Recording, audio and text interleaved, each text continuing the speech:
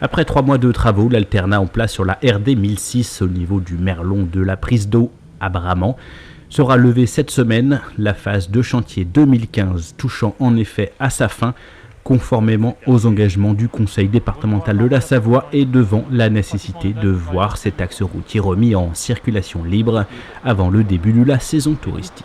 Et toutes les cibles qui étaient en place, il n'y en avait qu'une, celle qui a bougé là-haut, on l'aperçoit pas tout à fait d'ici. D'accord.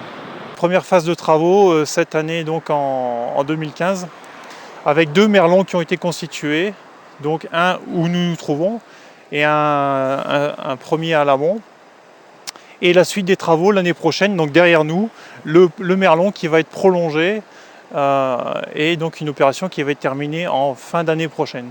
Un chantier d'environ 900 000 € mené dans un secteur tout à fait particulier, à l'endroit même où la vallée de la Maurienne est la plus étroite et sous des falaises qui se décomposent à vue d'œil.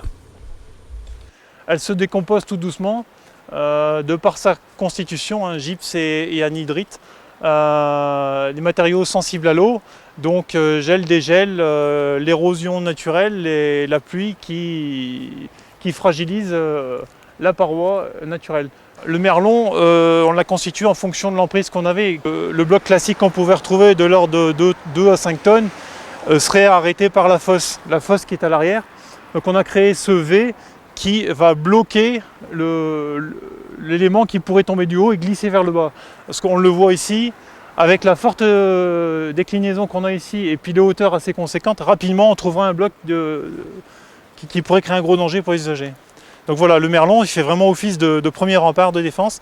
Et on a créé à l'arrière de cette fosse une piste qui permettra dans quelques années de réintervenir et de curer donc l'arrière de la fosse et de réenlever ces blocs et de avoir toujours cette hauteur, donc de l'ordre de 4,50 m à 5 m, qui fait premier élément de défense par rapport à ces éléments qui pourraient glisser. Les opérations vont donc cesser cette semaine sur les 2 secteurs du chantier et reprendront pour 10 semaines environ durant l'automne 2016 afin que l'axe d'accès principal à la Haute-Maurienne soit le mieux possible sécurisé.